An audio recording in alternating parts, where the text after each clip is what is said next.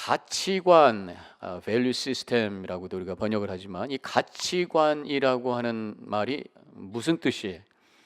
제가 사전을 찾아보니까 가치관은 인간이 삶이나 어떤 대상에 대해서 무엇이 좋고 옳고 바람직한 것인지를 판단하는 관점, 이렇게 되어 있어요.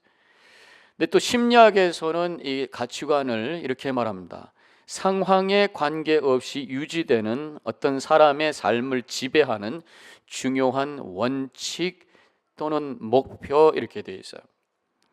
자, 이것은 결국은 나의 삶의 한복판의 가장 중심에 어떤 가치를 놓느냐에 따라서 그것이 판단의 기준이 되고 삶의 방향을 만들게 된다, 그런 말씀이에요. 즉, 내가 생각하는 최고의 가치가 무엇이냐에 따라서 나의 가치관이 형성이 된다, 그런 말씀이라는 거죠. 여러분들 한번 생각해 보시기 바랍니다. 여러분들의 삶을 판단하고 삶의 목표가 되고 움직일 수 있도록 어떤 동력을 주는 그 가치, 그것이 무엇이냐라고 하는 것을 한 단어로 한번 픽업해 본다면 뭐라고 할 수 있겠어요? 어떤 분은 그게 행복입니다 라고 하는 분도 있을 수 있겠고, 어떤 분은 그게 평화라고 할 수도 있겠고, 어떤 분은 기쁨이라고도 할 수 있겠고, 또 어떤 분은 글쎄요 돈입니다 할 수도 있겠고, 다양한 말씀을 할 수 있겠습니다만은 우리 믿는 사람들은, 하나님을 믿는 사람들은 하나님께서 제시하는 가치를 최고의 가치로 놓고 그것을 중심으로 판단하고 그것을 향하여 그것을 목적으로 삼아서 그것에 의해서 움직이는 삶을 살아가야 된다고 저는 그렇게 믿습니다. 그렇기 때문에 우리가 물어봐야 될 것은 성경에서 제시하고 있는 우리가 붙잡아야 될 최고의 가치가 뭐냐라고 하는 것을 물어봐야 돼. 오늘 본문의 말씀에 그것을 답해 주고 계십니다. 그것이 바로 사랑이라는 거예요. 우리는 예수 믿습니다. 그래서 은혜를 감사하면서 삽니다. 근데 여기서 끝나는 것이 아니라 사랑이 나의 최고의 가치다라고 하는 것을 믿고 붙들고 그것에 의해서 판단하고 그것을 향해서 살고 그것에 의해서 움직이는 삶을 사는, 이것이 바로 예수 믿는 자의 삶인 줄로 믿습니다. 성 어거스틴이 누구신 줄 아시죠? 그러면 중세 때 굉장히 많은 사람들에게 영향을 끼쳤던 위대한 믿음의 선조예요. 그 어머니 마니카라는 분이 계시는데 그 어거스틴이 타락을 했습니다. 망나니처럼 살았어요. 근데 눈물로 기도해서 그 눈물의 기도가 응답이 돼가지고 예수 믿는 사람이 다시 예수님께로 돌아오고 다시 믿음의 삶을 살았던 사람이죠. 근데 이 성 어거스틴, 그래서 나중에 세인트, 성이라고 하는 거룩하다는 말이 들어가게 될 정도로 위대한 인물이 됐는데, 이분이 했던 말 중에 유명한 명언이 하나 있어요. 그것은 뭐냐면 이겁니다. 하나님을 사랑하라, 그리고 네가 원하는 대로 해라. Love God and do what you please. 내가 하나님을 먼저 사랑하고 그 다음에 그 사랑이라고 하는 그 가치와 그 중심을 가지고 그리고 네가 원하는 대로 살아라, 그런 말씀이에요. 이렇게 살았더니 이 어거스틴을 통해서 이 고백록이라고 하는 책을 쓰게 되고 많은 사람들에게 감동을 주는 그런 삶을 살았던 것을 보게 됩니다.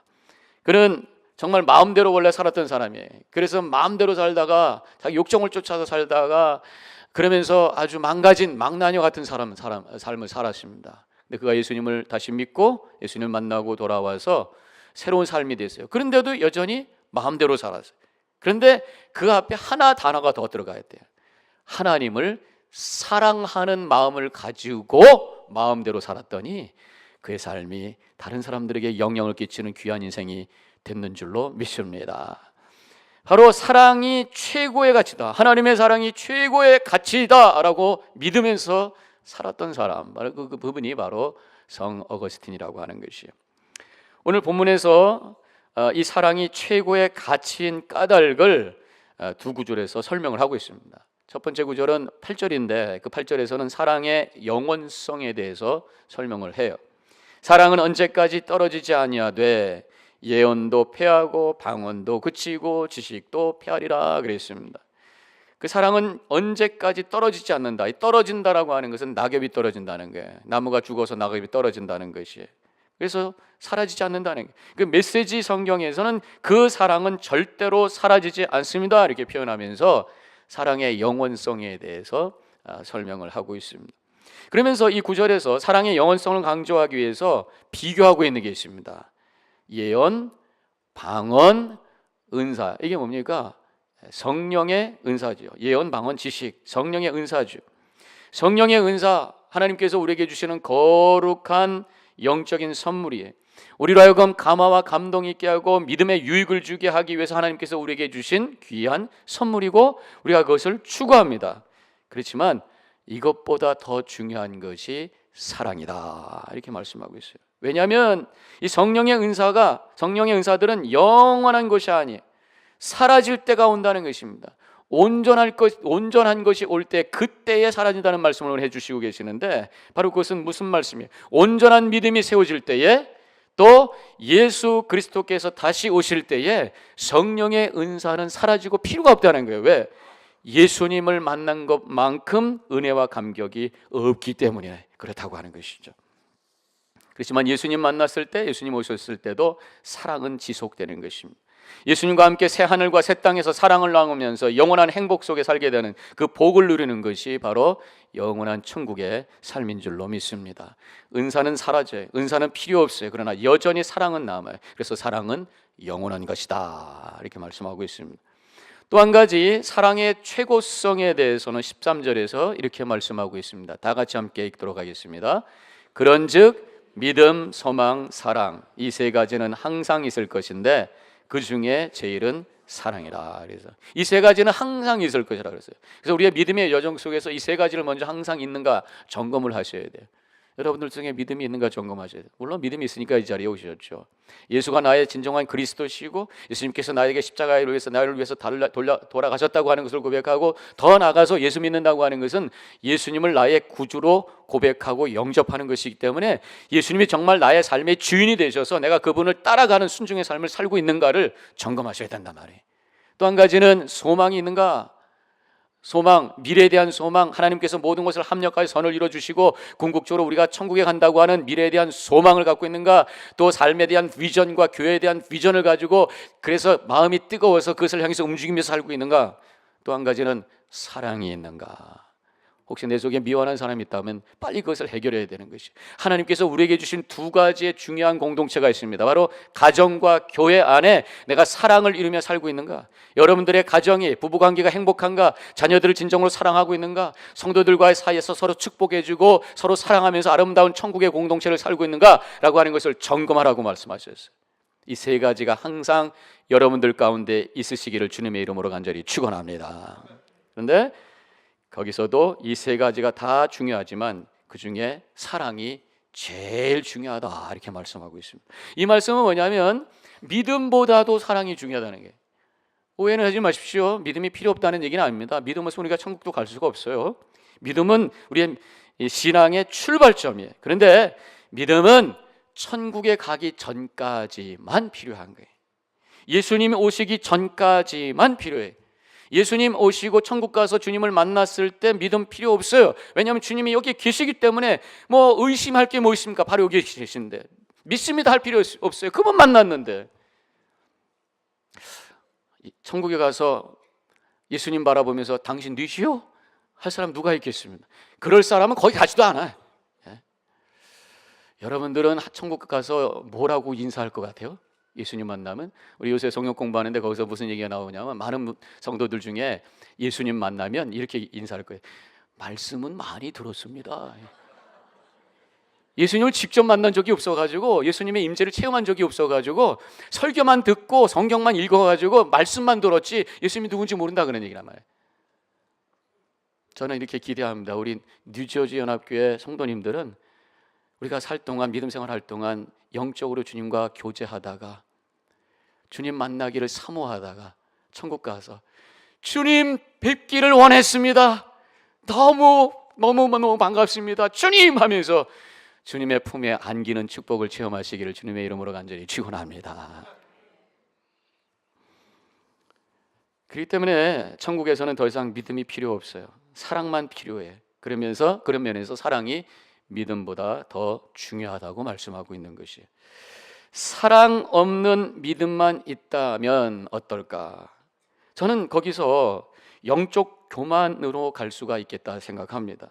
다른 사람 믿음 없음을 정죄하게 돼요. 사랑 없는 믿음만 있고 거기에 또 열심이 있어요. 열심히 하는데 사랑이 없다 보니까 자꾸만 부딪힙니다. 갈등을 만들어요. 그러다 문제를 만들 수가 있다는 거예요. 저는 사랑이 없는 믿음은 그게 진짜 믿음일까라는 생각을 해보게 됩니다. 믿음처럼 보이지만 그것은 자기 독선이 될 수 있고 자기의 신념이 될 수 있단 말이에요. 참된 믿음은 사랑으로 드러나게 될 줄로 믿습니다. 왜냐하면 우리가 믿는 그 하나님은 사랑이기 때문인 줄로 믿습니다. 수년 전에 돌아가셨지만 이민아 목사님이라는 분이 계시는데 혹시 아세요? 이민아 목사님, 여자 목사님이신데 그분이 쓴 책, 제가 제목이 지금 생각이 안 나는데 눈물이 아니고서는 읽을 수 없는 그런 책입니다. 본인의 신앙 간증과 여러 가지 말씀이 들어가 있는데 이분은 세상의 모든 고난을 다 갖고 계신 분이 이혼을 했습니다. 그리고 어느 날 아들이 다 커가지고 장성한 아들이 갑자기 죽어요. 이유도 모르겠어요. 그리고 본인은 암에 걸리죠. 온통 모든 불행은 다 짊어진 분이에요. 그러나 오히려 그 고난 속에서 예수님을 만나요. 그 고난 속에서 정말 정금같이 아름다운 믿음을 그는 소유하게 됩니다. 더 나아가서 주님의 부르심을 응답하면서 목사까지 돼요. 그 모습을 보고 감동한 사람이 있었어요. 그 아버지가 있었어요. 그 아버지가 누구냐면 한국의 지성이라고 일컫는 이어령 씨입니다. 이어령 씨가 믿음이 없었어요. 근데 그 딸의 모습을 보면서 감동을 하고 그 딸의 인도하심을 따라감으로 결국 주님 앞에 무릎을 꿇고 세례를 받는 역사가 일어나게 됩니다. 그리고 그가 책을 썼는데 지성에서 영성으로라고 하는 베스트셀러가 있습니다. 물론 그 딸이 결국은 하나님 품에 안기셨지만 그분에 대한 책과 그분이 남겨놓은 아름다운 그 믿음의 유산으로 말미암아 많은 사람들이 감동을 하고 있습니다. 근데 이어령 씨가 쓴 그 책에서 그런 이런 고백을 하고 있어요. 믿음의 능력을 체험하게 되니까 어느 순간 믿음이 제일 중요하다는 생각을 하게 되었다. 그러다 보니까 믿음 없는 사람들이 한심해 보이고 그들을 무시하게 되었다. 그러다가 깨달은 것이 믿음이나 은사 자체가 하나님이 아니고 믿음은 하나님을 만나도록 주신 은혜라는 것을 알게 되었다. 믿음 자체가 중요한 것이 아니라 믿음을 통해서 하나님 만나는 것이 더 중요하다는 말씀이. 그래서 우리가 믿음을 통해서 하나님을 만날 때 그 하나님은 사랑이시기 때문에 결국 그 믿음은 사랑으로 드러나게 될 줄로 믿습니다. 그래서 그런 살아있는 진정한 하나님을 만난 믿음은 믿음이 없는 사람 보면 한심하게 보이는 것이 아니라 그 영혼이 너무 불쌍해서 주님 앞에 무릎을 꿇고 그 영혼을 위해서 눈물로 기도하게 될 줄로 믿습니다. 사랑으로 드러나게 되는 게 진짜 믿음인 거란 말이죠. 그런 면에서 사랑이 믿음보다 더 중요하다. 13절에 있는 말씀은 소망보다 사랑이 더 중요하다는 말씀이에요. 믿음이라고 하는 것은 하나님의 약속을 붙들고 미래를 소망하면서 살아나가는 것이 바로 믿음이지요. 그래서 우리가 미래를 향해 소망합니다. 모든 것이 합력하여 선해질 것을 소망하고 축복을 소망하고 궁극적인 소망, 천국을 바라보며 소망하는 거예요. 근데 이 소망도 결국은 필요 없을 때가 와요. 소망이 이루어지면 필요 없잖아요. 이루어지지 않을 때에 필요한 것이 소망이지만 그것이 이루어지면 필요 없는 거예요. 그러나 사랑은 계속해서, 사랑은 이루어져서 계속해서 움직이는 것이 사랑입니다. 사랑은 진행형이에요. 평생 동안 우리 주변에 있는 사람들과 사랑하면서 사는 것이 믿음의 여정인 것입니다. 그런데 우리가 질문이 생기죠. 그러다가 한 사람 떠나면, 내가 세상 떠나면 그 사랑은 끝난 것이 아니냐.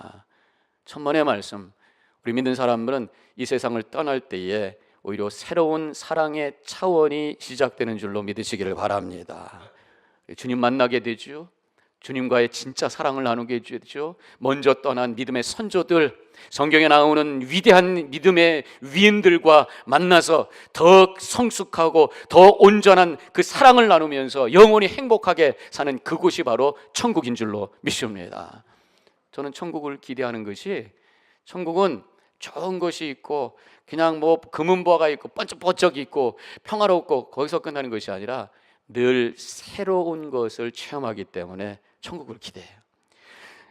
계시록 21장 5절에는 하나님께서 이렇게 말씀하셨습니다. 내가 만물을 새롭게 하노라. 새 하늘과 새 땅, 하나님의 나라를 쫙 펼쳐 보이시면서 거기에 선포하신 게 내가 만물을 새롭게 하노라. 그래서 천국은 늘 새로워지는 거예요. 아무리 좋은 것도요, 똑같이 영원히 그것이 반복된다면 얼마나 지겨울까. 그런데 천국은 그게 아니에요. 그 거룩하고 그 아름답고 그 사랑스러운 것이 늘 새롭게 체험되는 그것이 천국인 줄로 믿습니다. 새로운 차원의 사랑이 새롭게 체험되는 그것이 천국이. 그렇기 때문에 사랑이 더 중요하다, 그런 말씀입니다.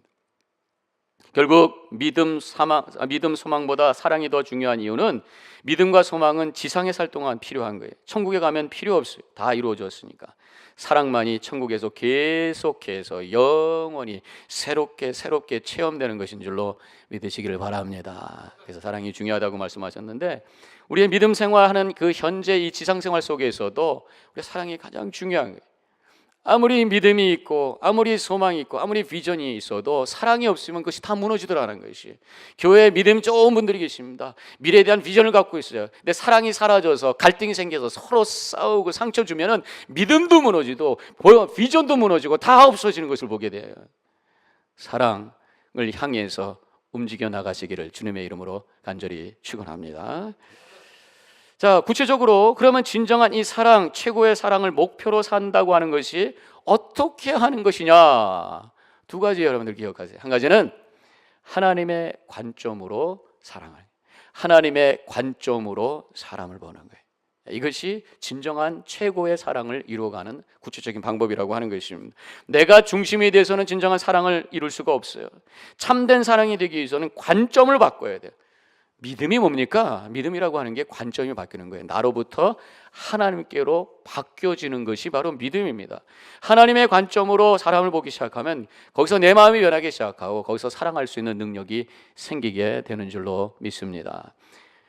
30대 남자와 4살 된 아이가 지하철에 탔어요.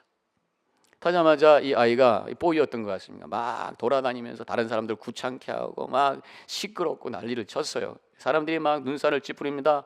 이 아이도 믿지만 애는 뭐 어떻게 할 수 없죠. 근데 그 가만히 눈 감고 앉아있는 그 아빠가 더 미운 거예요. 사람들이 크게 째려보다가 한 중년 아저씨가 못 참고 화를 내면서, 아니 뭐 하는 겁니까? 아이 저렇게 놔두면 어떡합니까? 지금 어떻게 좀 잡아놓고 붙잡든지 해야죠. 막 소리 막 질러요. 그러니까 이 아이가, 이 아빠가 고개 숙여서 사과를 하면서 자초지정을 얘기합니다. 지금 죄송합니다. 우리 아이의 엄마가 오랫동안 암에 걸려서 힘들었다가 바로 죽어서 오늘 아침에 오전에 지금 바로 전에 장례를 치우고 집으로 가는 길인데 이제 애 엄마 없이 이 애를 내가 어떻게 키우나, 그래 너무 힘들어가지고 좀 생각을 하다가 애가 떠드는 거 몰라서 죄송합니다. 그래서 애를 붙여봤지만 얘가 가만히 있나요? 또 뛰어다니고 난리가 났어요. 근데 아무도 뭐라고 하는 사람이 없는 거예요. 똑같은 상황입니다. 애가 뛰어다닙니다. 똑같이 잘못입니다. 근데 관점이 바뀌니까 이해가 되고 용납이 되더라, 그런 말씀이에요. 마찬가지입니다. 우리가 하나님의 관점으로 모든 것을 바라보기 시작할 때 전체를 보게 되고 이해할 수 있게 되고 모든 것을 용서하게 되고 모든 것을 사랑할 수 있게 되는 줄로 믿습니다. 내 중심의 관점으로 모든 걸 보기 때문에 화가 나고 밉고 사랑하지 못하는 거예요. 우리 기도를 깊이 할 때 우리가 주님과 깊이 만나게 되고 내 안에 주님이 계시고 주님이 내 안에 계시고 그래서 내 마음속에 주님의 마음이 느껴지고 주님의 눈으로 모든 것을 보기 시작하면서 주님의 관점을 갖게 될 때에 모든 사람들을 사랑할 수 있게 될 줄로 믿습니다.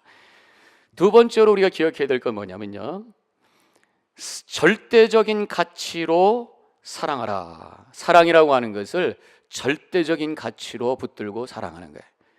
그 얘기는 무슨 얘기냐면 상대적인 가치로 우리가 주로 사랑한다는 얘기입니다. 상대적인 가치로 사랑한다는 건 뭐냐면 상대방의 반응에 의해서, 응답에 의해서 사랑. 그 사람이 나에게 잘해주니까 내가 사랑하고 그 사람이 사랑스러우니까 내가 사랑하는 거예요. 그건 누구나 다 할 수 있는 거예요. 그러나 절대적인 가치로 사랑을 고백하며 사는 사람은 이 모든 상대방의 반응을 초월하는 그러한 마음을 가지고 조건 없이 사랑을 흘려보내게 된단 말이죠. 이것이 바로 최고의 가치를 사랑으로 믿고 사는 사람의 모습이라고 하는 것입니다. 미국의 세철 페이지라고 하는 그런 야구 선수가 있어요. 사진 보여주세요. 이분은 1948년에 42살의 최고령으로 메이저리그에 들어온 분입니다. 최초의 흑인 투수예요. 근데 1948년이면 미국이 어땠을까 생각해 보십시오. 인종차별이 아주 극으로 단했을 때란 말이죠. 근데 워낙 실력이 있으니까 이분을 이제 모셔온 거예요. 그런데 옆에 있는 백인들이 얼마나 시샘하고 얼마나 질투하고 얼마나 못살게 굴었겠어요. 인종차별하고. 그럼에도 불구하고 그는 거기에 연연해 하지 않고 모든 사람들을 품어주면서 아주 성숙한 모습으로 그가 잘 일을 감당하면서 아주 신화적인 인물이 되었다고 하는 게, 그래서 아주 유명해져 가지고 이렇게 코카콜라도 선전할 수 있는 그런 모델까지 되었다는 그런 얘기인데, 이분이 했던 아주 유명한 말이 하나 있습니다. Work like you don't need the money, dance like nobody's watching, love like you've never been hurt. 그래서 무슨 말이, 돈에 상관없는 듯이 일하고 아무도 쳐다보지 않는 것처럼 춤을 추고 상처 한 번도 받지 않은 것처럼 사랑하라, 그런 얘기예요. 그래서 돈에 의해서 상대적으로 열심히 돈 벌려고 하는 그래서 열심히 하지 말고, 다른 사람한테 보여주려고 하지 말고 좀 자유롭게 살고 열심히 그냥 주어진 것 최선을 다하고, 사랑하는 것도 상처받지 않은 마음으로 그 사람에 의해서 상대적으로 사랑하지 말고 절대적인 사랑의 가치를 가지고 사랑하라. 이것이 이분의 말씀이라고 그렇게 생각합니다. 저는 믿습니다. 이것이 믿는 자의 모습인 줄로 믿으시기를 바랍니다. 사람은요 참 죄된 존재예요.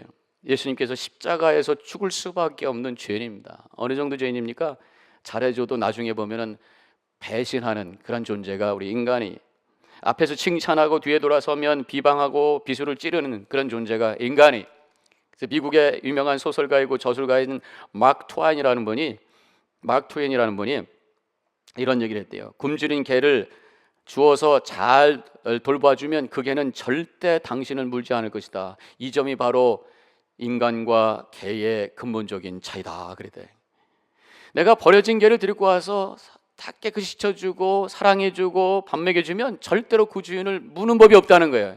그런데 인간은 그렇게 잘해주고 사랑해줬는데 한순간 돌아서서 물을 수 있는 존재가 바로 인간이다. 그만큼 악한 존재다라는 거죠. 그래서 예수님께서 마태복음 18장 7절에서 실족하게 하는 일들이 있으므로 말미암아 세상에 화가 있도다. 실족하게 하는 일들, 실족하게 하는 사람들, 뒤에서 욕하고 앞에서 무시하고 아침에 일어나서 양치질 하자마자 다른 사람들을 향해서 비방하고 욕하는 그런 사람이 있을 수 있다는 것이, 그럼에도 불구하고 비방과 욕에 상처받지 않은 것처럼 사랑하는 것, 이것이 사랑을 최고의 가치로 고백하는 자의 모습인 줄로 믿으시기를 바랍니다. 바로 그것은 감정으로 사랑하는 것이 아니라 의지적인 결심으로 사랑하는 것이, 믿음의 사람, 진정한 사랑을 추구하는 사람은 바로 사랑을 최고의 가치로 여기면서 살아나가는, 상처받지 않은 것처럼 늘 사랑하는 그런 삶을 사는 모습인 줄로 믿습니다. 성경에 나오는 믿음의 선조들을 보면 다 그런 사람들이, 요셉이 그렇습니다. 피를 나눈 형제들이 자신을 미워하고 또 죽이려고 했어요. 웅덩이에 던져버렸어요. 또 결국 자기를 장사꾼에게 노예로 팔아버렸어요. 그럼에도 불구하고 그들을 만났을 때 상처받지 않은 사람처럼 그들을 바라보며 눈물을 흘려요. 나중에 결국은 서로 용서하면서 관계를 회복하는 감동적인 얘기가 창세기에 나오고 있습니다. 다윗도 그랬잖아요. 사울이 시샘을 해가지고 죽이려고 합니다. 창을 던져요. 사람하고 군대를 도망가니까 군대를 이끌고 잡으러 다닙니다. 죽이려고. 그럼에도 불구하고 다윗은 상처받지 않은 사람처럼 여전히 사울을 왕으로 존중하고 죽일 수 있는 기회가 있었음에도 불구하고 살려주면서 용납하는 그런 아름다운 모습을 우리는 성경에서 볼 수가 있습니다.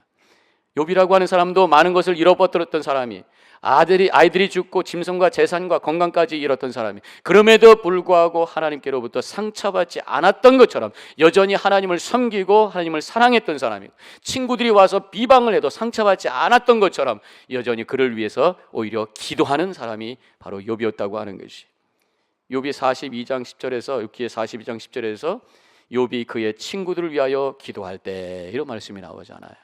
그때 하나님께서 상처받지 않은 사람처럼 사랑하는 그 모습을 바라보면서 축복해 주셨어요. 그래서 그 다음에 이어지는 말씀이 이런 말씀이죠.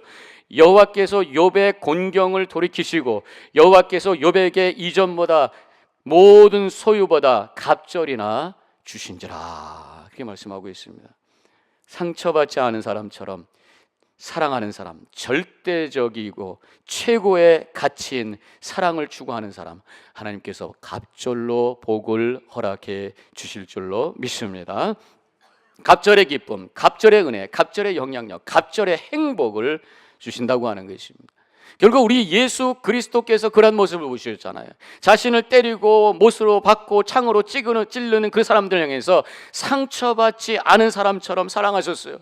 하나님, 저들이 하는 일이 무엇인지 모릅니다. 저들을 사하여 주시옵소서 하면서 용서를 선포하셨던 분이 바로 우리 예수님이시. 이렇게 진정한 사랑, 최고의 가치인 사랑을 추구한 우리 예수 그리스도, 결국 모든 인류를 위한 구원의 길을 열어주셨고 모든 인류를 살릴 수 있는 그런 놀라운 은혜를 허락해 주신 줄로 믿습니다. 우리 늦어진 모든 성도님들, 늦어진 않게 모든 성도님들이 이런 영원한 사랑, 최고의 사랑을 향해서 움직여 나가심으로 말미암아 하나님께 영광 돌리시고 여러분들을 통해 하나님의 위대한 역사가 이루어지시기를 주님의 이름으로 간절히